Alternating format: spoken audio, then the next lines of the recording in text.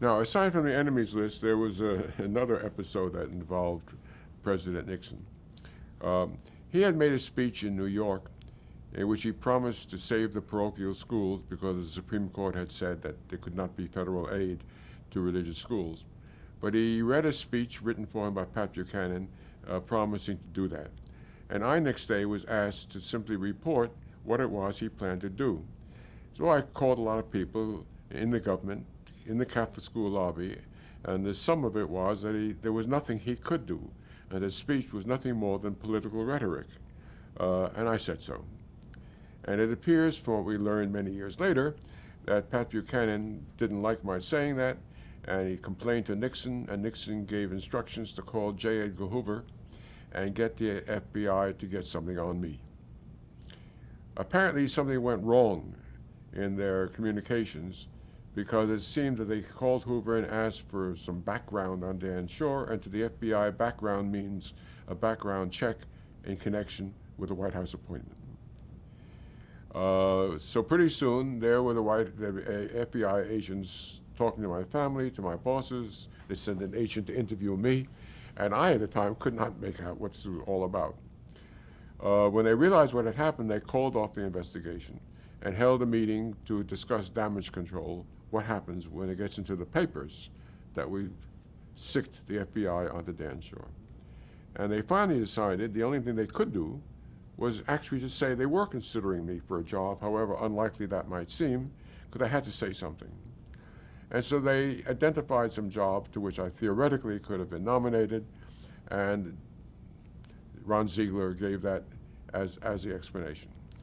Well, that eventually exploded, and in the House Judiciary Committee hearings on the impeachment of President Nixon, that was a subject that was discussed for about a half hour. They had to admit before them, Haldeman admitted that there wasn't any job for me. This was all a cover-up of what was meant to be a very, very adverse proceeding by the FBI. And if you can believe it, when the articles of impeachment were drawn up, 3 articles, Article 2, abuse of power, and under abuse of power was the use of the FBI to investigate a correspondent named Dan Schorr. There I was, making history. Well, August 74, Nixon resigned, spent the next 20 years trying to be rehabilitated. I didn't see him during those 20 years. And finally, I was invited to a dinner where Nixon was speaking here in Washington, giving a report on a recent trip he had made to the Soviet Union. Call for questions. I asked a question. He responded to the question. I had no idea if he remembered me at all. And when the dinner was over, I went up to him. I couldn't resist. Went up to him and said, "Mr. Nixon, I'm not sure you'll remember me, but," put his hand on my shoulder, "Dan Schorr, of course I remember you. Damn near hired you once." Great story. Great story. Well, you won 3 Emmys for Watergate. Yeah, I went. We had reunions. I seem to recall 2 of them. I think for the first 1976, 1977, but somehow they don't stand out in my mind. We very soon drifted apart from each other. Yeah, there was Woodward, Bernstein, some of those people who covered all of that. We'd get together and have Chinese food.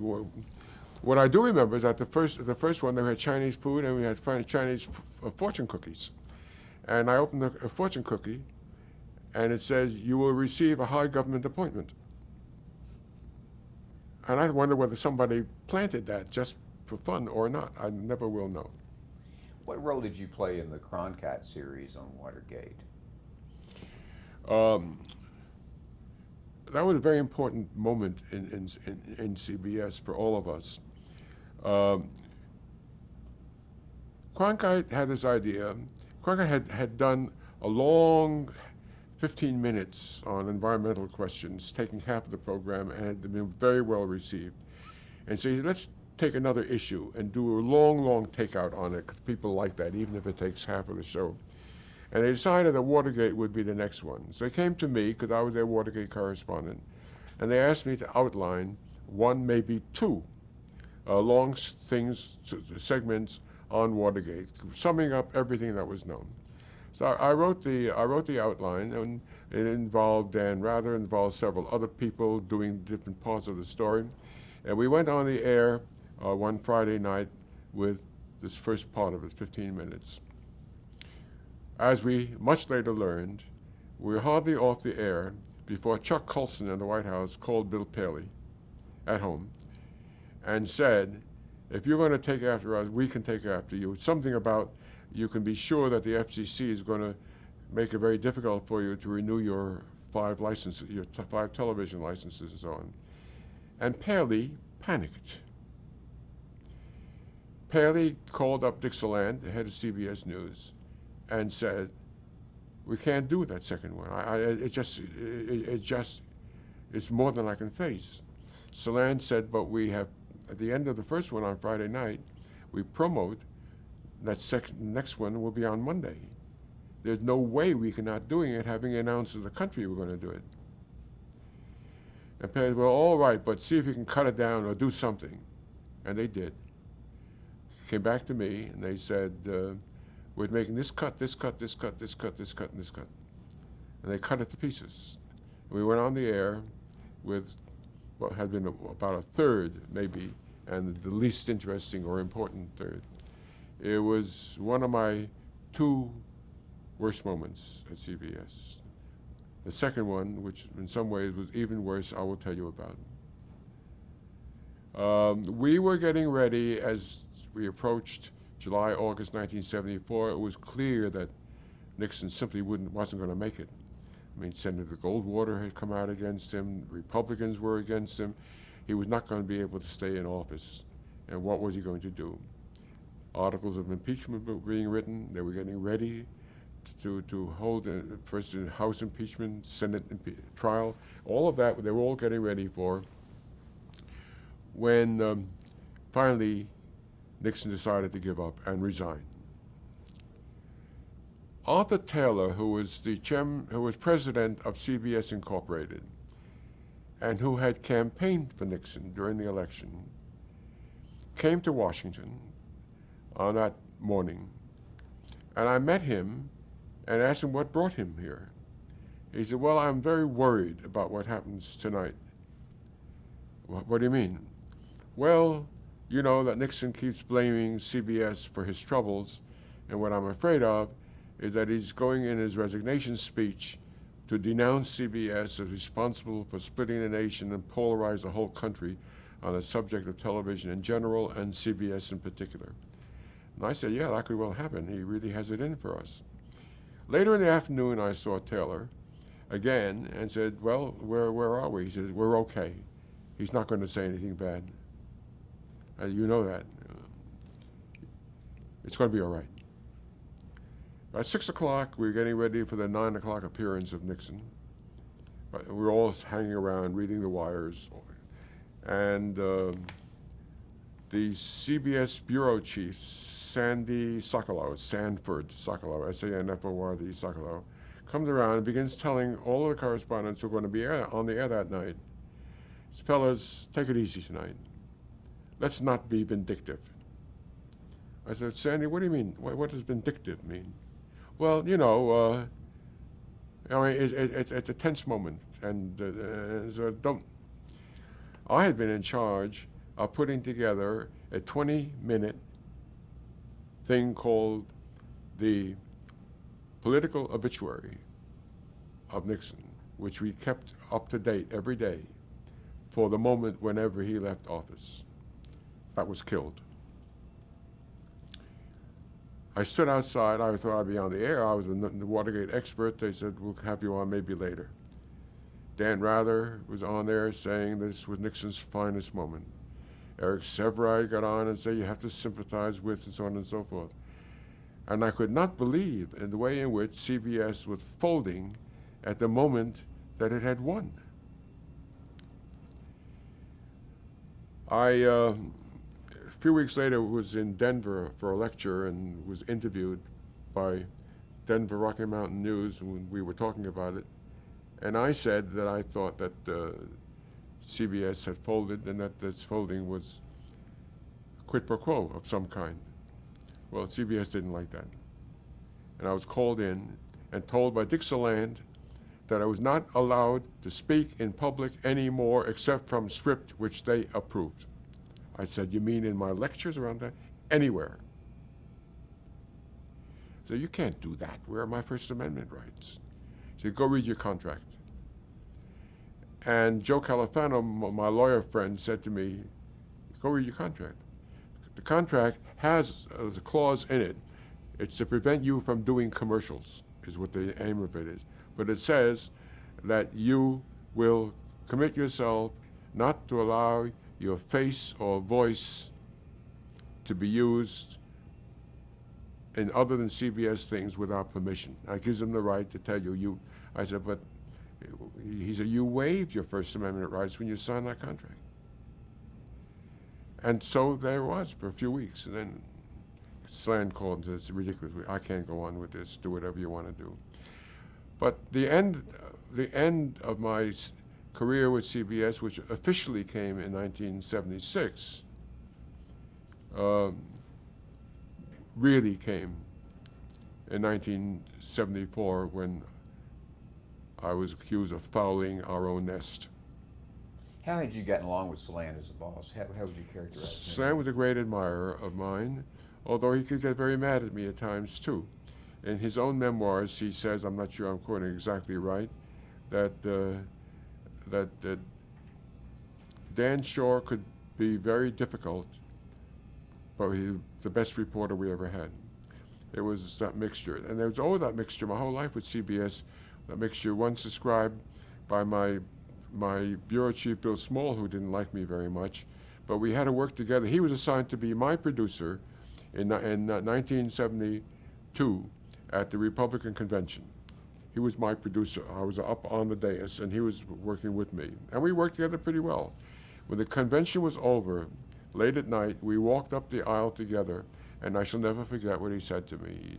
He said, sure, you are one son of a bitch, and I wish I had a half a dozen sons of bitches like you.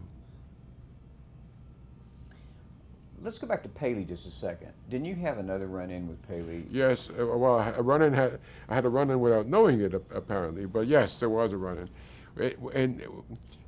After I left CBS in 1976, I sat down to write a book about my experiences. And because I am a journalist, I want to know when I'm doing something and somebody's having a fight with me, what he thinks.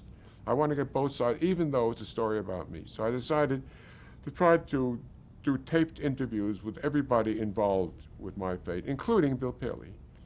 And he agreed to sit down for an interview. He had his tape recorder there, I had my tape recorder there.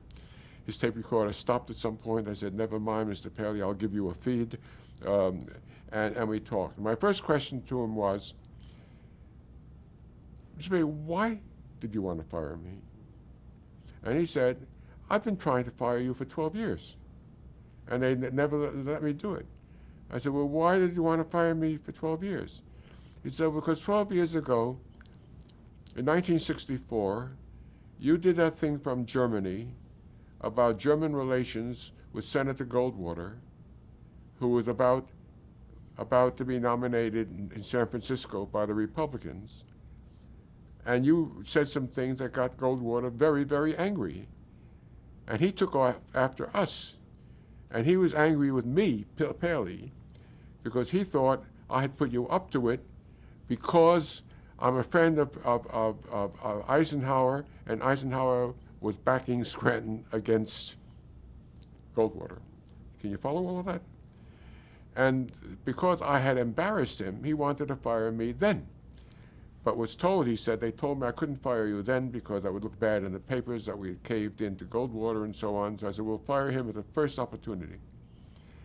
And it went on, he said, until you got into more trouble with that Pike report. And so finally I could ask him to get rid of you. Amazing. Well, did he also have a problem with instant analysis? Yeah, I thought did I not cover that? Not the instant analysis. We talked about the cutaways. Yeah, okay. Yes, sorry, I can't. My trouble is that in plugging my book, I've got to do half-hour and hour-long interviews for radio stations all over the country, and it gets to a point where I can't remember what I said where. No problem. But never mind. Yes, let me tell you the story about instant analysis. CBS had, by all odds, probably the best trained, most professional journalists in all of television news. And we used to do things which the other networks somehow didn't dare to do because I don't think their correspondents were good enough at it. And that was, if something important happened, we'd go on the air live with it, and then right after it, we'd do something called instant analysis. They would get Rather, Severide, Schorr, a few people together, and that was being done on a very large scale during the Nixon-Watergate period. Every time Nixon made a speech and he said, "I'm not a crook," or whatever it is, we'd get on and analyze where he stood and who was against him, who was for him. And indeed, I say he's not a crook. At one point I can recall that he made that speech saying, "I want you to know that your president is not a crook." And when that was over, there was Cronkite saying, "So Dan, what do you think of his saying that?" I said, "Well, I don't know, except the evidence indicates he is one," right? The White House hated that. The White House called Paley and told him they didn't like that instant analysis. They didn't like the fact that at one point Marvin Kalb had done instant analysis of a Nixon speech about Vietnam, where Nixon had said that the North Vietnamese are giving us no opportunity to bargain with them. Marvin got out and said, read the speech that they made over there. They're opening up every opportunities for negotiation. In other words, we had people inexperienced enough to say that the president could be wrong about things and all the rest of it, and they hated that. And Chuck Colson, people like that just detested that kind of thing, because what did Chuck Colson said? What you're doing is you're talking to Nixon's audience. Those people looking at television because Nixon has made a speech, and then you hitchhike onto his audience in order to spread your poison and things like that, right? They got to Paley, and Paley banned instant analysis for several months. Variety said we'd caved in. All the newspapers were talked about how we had given in, and eventually they restored instant analysis because the reaction to it had been so pronounced. Very quickly, go back a second and tell us what you had reported from Germany about Goldwater that caused such trouble for Paley. Over the weekend in San Francisco, just before the Republican convention started, the producer of Weekend Evening News cabled me in Germany. Said there are stories in the papers here that there's some kind of connection between that the German neo-Nazis and people like that are hoping that Goldwater will get in office. They will think it would be better for them that there's a right-wing president of the United States. And they would do us a little something to go on the air Saturday night before the convention opens. What are Goldwater's relations with Germany and with Germans and with these right-wing Germans? It appears that one right-wing newspaper carried what they called an interview with Goldwater. It later turned out that they used a speech of his and they called it an interview, which we didn't know then.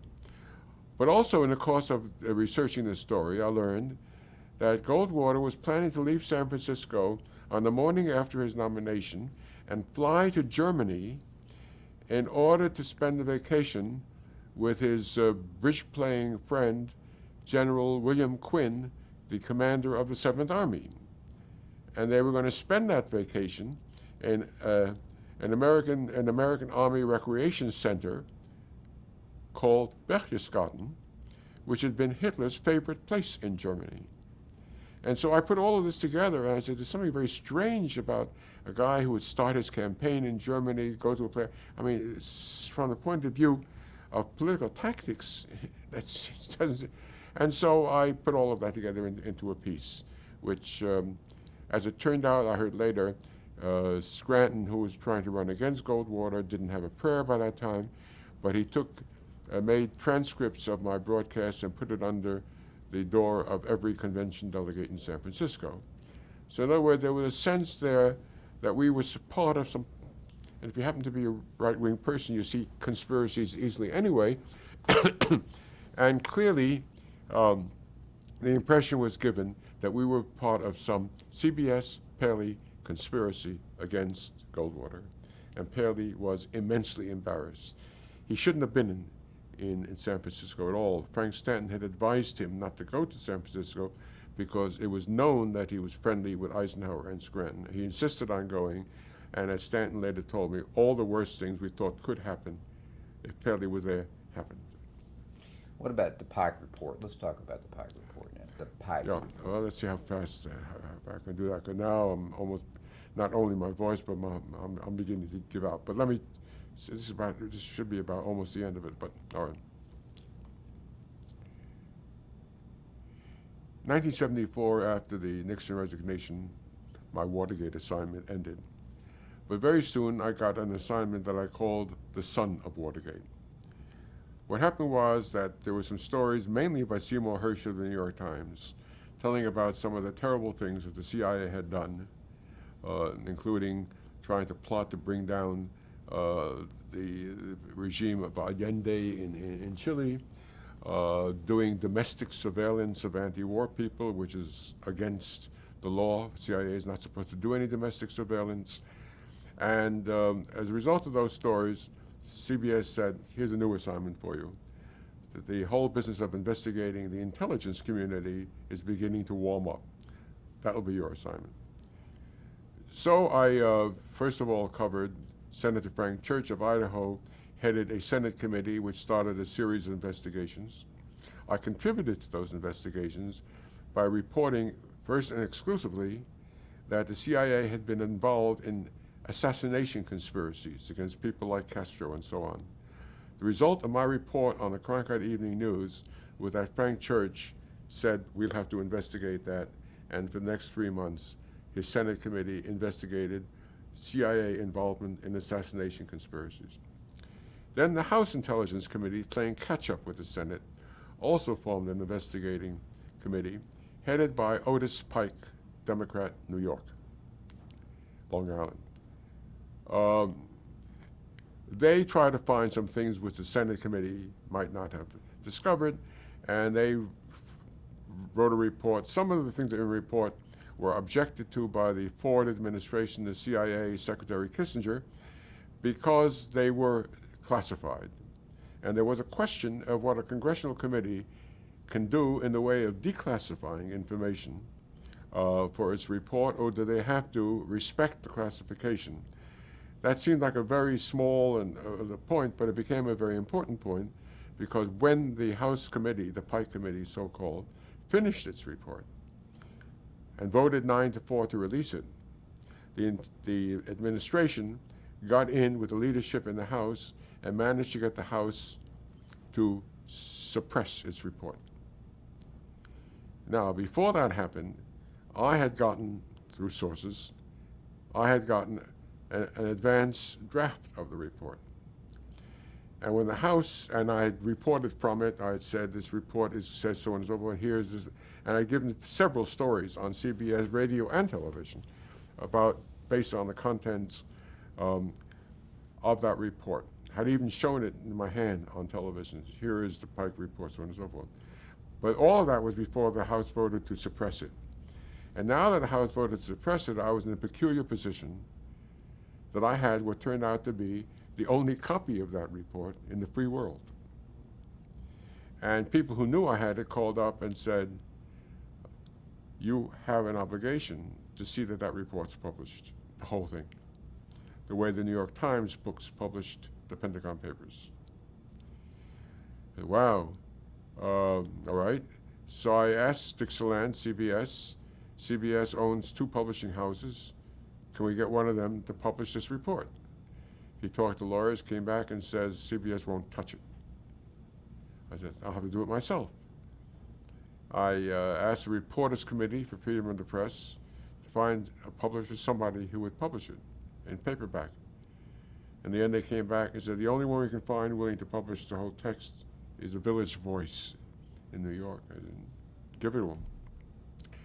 And they did. And there was a great uproar. First of all, there was CIA was angry, President Ford was angry, Kissinger was angry, and CBS was scared. CBS was being told by its affiliates that to have a CBS correspondent in a position of opposition to the Congress with what they needed least of all at a time when cable television was first beginning to come on and the Congress was writing legislation to help cable television. And so CBS suspended me while the House of Representatives proceeded to investigate. They gave the job to the House Ethics Committee, first of all, to find out where I had gotten it, who was the source of the leak. They hired a bunch of former FBI, retired FBI agents. They hired a bunch of retired FBI agents, asked questions of everybody, staff members, people in Congress. They couldn't find out. Eventually, they subpoenaed me, come in public session, where they said to me, "Where'd you get it?" And I said, "I can't tell you, and the First Amendment protects me." "No, it doesn't. Where did you get it?